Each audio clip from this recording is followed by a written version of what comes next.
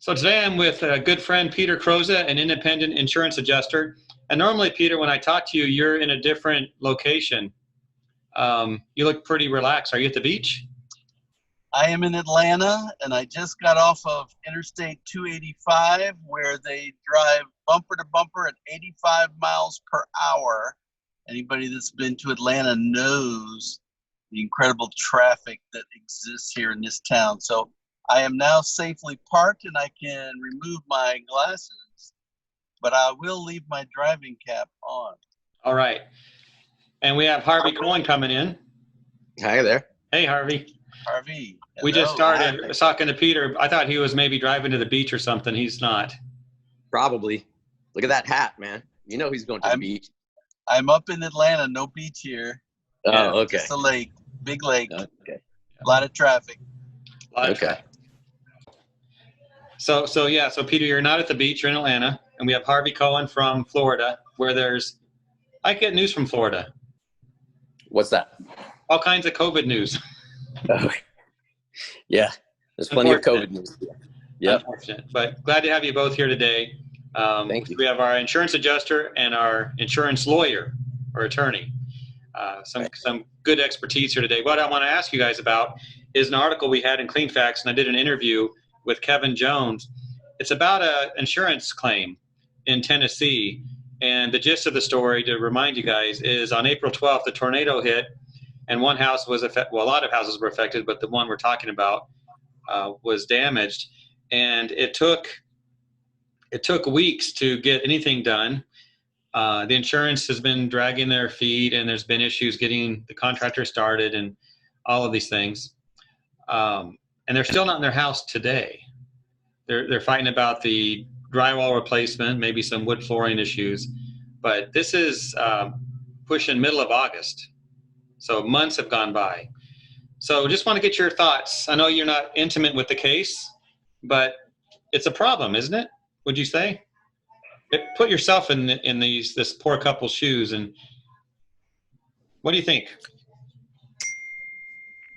Go ahead, Peter. Oh, well, okay. So let me start with this. When I read the article, one of the first things he said was that they were working out coverage. If there's a coverage problem on a claim, then anything you do financially, any investment you make is at risk if there's a serious coverage problem. But coverage problems should be resolved quickly. It's not like they have to deliberate for weeks and months. And although I do know some insurance people that cannot make a decision, and they will leave a coverage issue on a shelf for a long time before they can venture forth to make a decision on that. But that was one of the first things that caught my eye. And then one other thing, and then I'll let Harvey talk to it, is that in Tennessee, you're not required to have a license to be an adjuster. But my concern is he placing himself in a position to act as a public adjuster on behalf of the property owner? And that was a concern. And of course, he says no. He responded to me that he does not, but he is there basically representing the property owner and making sure that they get what they're entitled to. So somebody could challenge that issue. Well, I'm glad you mentioned it shouldn't take long to figure out the coverage, because that was when you and I shared some emails and you brought that up. I'm like, okay, it's in a contract, right? Harvey, you know contracts, I believe. Shouldn't they figure that out? So yeah.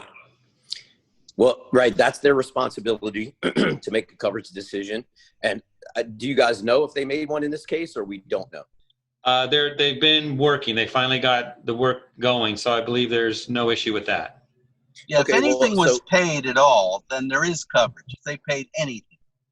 Right. And I can only, you guys know, I'm only licensed in Florida, so I can only speak to Florida law. But at least here, carriers have, there's two kind of competing statutes. One says they have 30 days. They essentially have 90 days to pay, deny, or investigate a claim. So what happens all the time is we call them and we're like, hey, what's going on? You guys have, we reported this, 45 days ago, 60 days ago. And they'll say, we're still investigating. So that, for whatever that means, they know they have the 90 days to investigate the claim before we can file a lawsuit. And, unfortunately, sometimes insurance companies are schizophrenic, that you'll have a great insurance company and they pay accordingly and they pay everything they should. I don't know how many times we've had hail claims, several hail claims in the same neighborhood, and the same insurance company paid for 3 or 4 other neighbors, and won't pay for this one. And you're like, it's in the same neighborhood. This guy's in the middle of all the other ones that you've paid for, that you obviously know that suffered hail damage. And for whatever reason, they picked that one and say, we're not paying. And next thing you know, we're in the middle of a big lawsuit when they should have just easily, especially in that case, open coverage. But we see that all the time. It's interesting that you use that term schizophrenic, because I have used that many times to refer to the industry, because I have many different insurance company clients and they all differ in how they approach the same issue. Yeah. So you never are sure if one company is going to be conservative or very liberal and generous. So it is true. I will say one thing about this coverage issue. Here's a coverage problem that would take a long time. Let's say I bought insurance on Monday and I reported a claim and I wasn't sure if it happened before Monday or after Monday. Now you've got a coverage problem that's going to take some time to rule out. Or I told my agent I wanted coverage on Monday and he didn't write the policy until Wednesday, but then I had a loss on Tuesday. Yeah. And so who's going to believe me if I told my agent to cover and he failed to do the right thing? That could take a long time to resolve. But short of a major issue like that, there's no reason why they can't come to a quick coverage determination most of the time. I agree. And whether it's good or bad, like anything in life, just give me an answer so we can move on, Don't drag it out and keep. And it happens to so many of our clients and referral contractors that, they'll send us a case and I go, well, why did you wait 8 months, And they go, oh, well, we were trying to work it out and they were getting ready to pay. They're going to pay, they're really going to pay this time. And it goes on and on. So I get it. Yeah. We were at an IRI industry meeting once, and a guy in the audience stood up and said, I have a claim and it was a $120,000 loss and we did the work and we had an adjuster approve every step of the way, but they haven't paid me my final 40 grand and it's been 3 months. And my response was, you're in trouble. They don't want to pay you. Yeah. They don't want to pay. There's no reason why they should withhold that money and give you excuses. Oh, we're working some coverage issues out and blah, blah, blah. You're in trouble and you need some teeth. You need somebody with a big baseball bat like Harvey Cohen. Right. You guys should go into business together. Well, Hammer, I would love that. Well, let me ask you this. The very part of the article, it talks about maybe part of the issue here. So the couple assessed the damage the next day. They contacted their insurance company. Obviously, we do that quick, right? I mean, you don't wait. No. It's 15 days later. So it's 15 days later.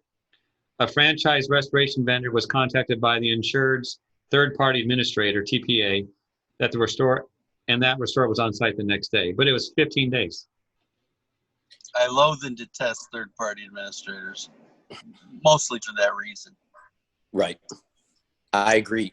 And and I'm sure Peter has seen this, and I see it. Sometimes insurance companies, they have right to repair provisions. They have these third-party administrators, and so somebody will timely call on a claim. I have a hurricane claim, a tree fell through my roof, whatever it is, and the insurance company say, "Don't worry, we'll send someone out."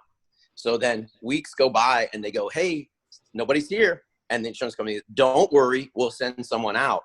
And in the meantime, people, they've never been through this before, so they don't even know enough to put a tarp up on the roof or do something to stop the rain from coming in. And then their whole house is, unlivable from mold.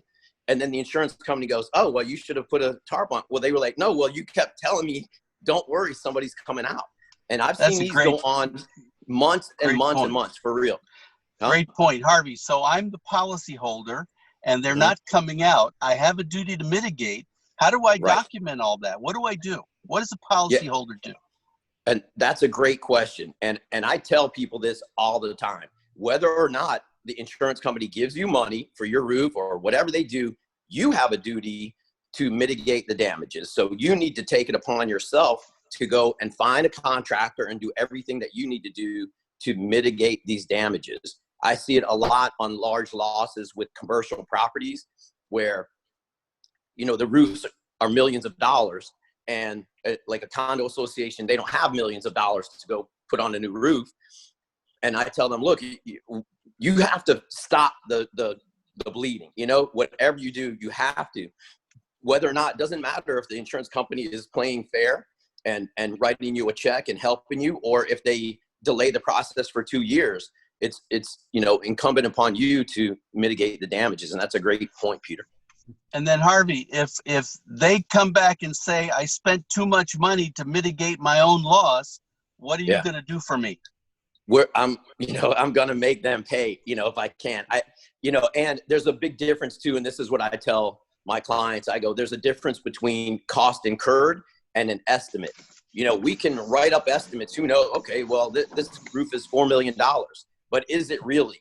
So if somebody comes in and puts on a roof and does the entire job, and then they go, here is our bill, you owe me $4 million, then guess what? You owe them $4 million. They're going to argue and fight over it.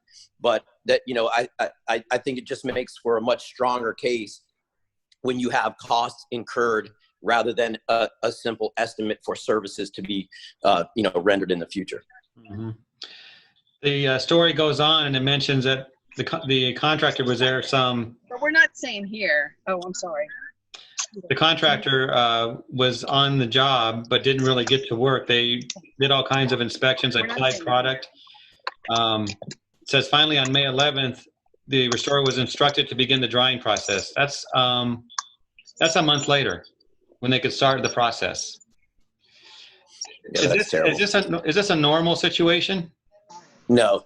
You know, and I mean, we fight with insurance companies all the time and we sue them, but that's not normal. Generally, they do the right thing.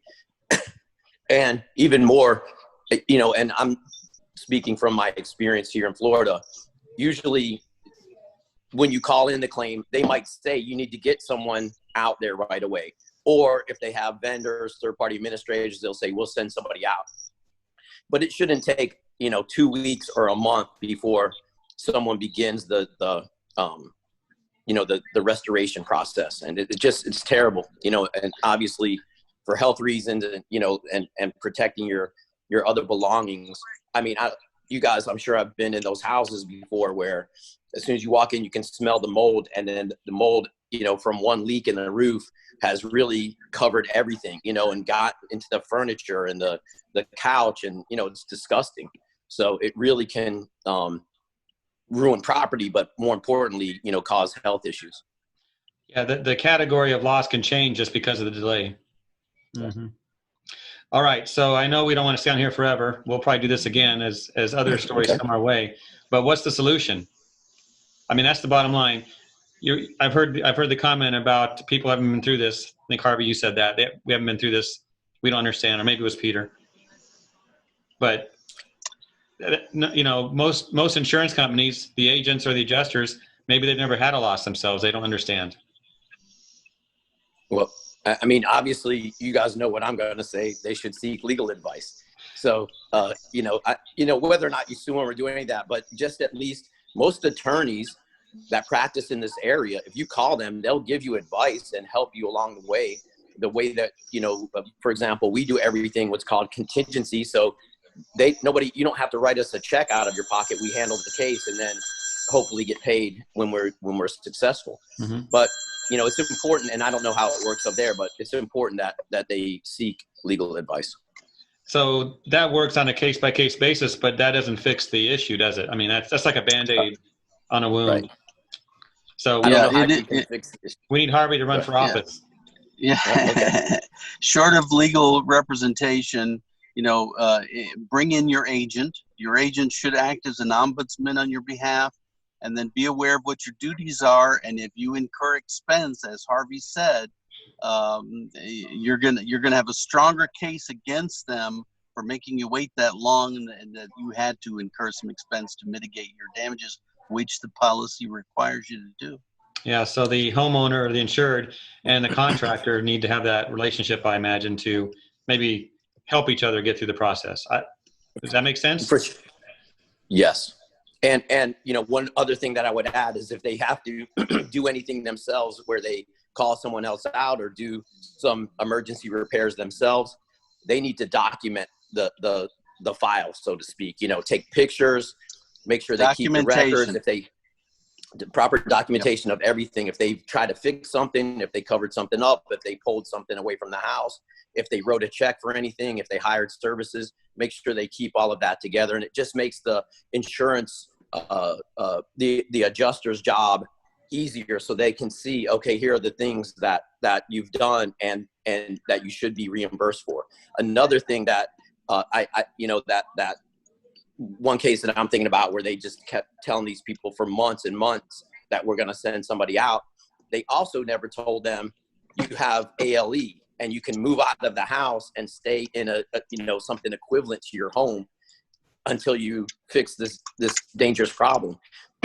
So these people were living in a house for months with a big hole in their roof.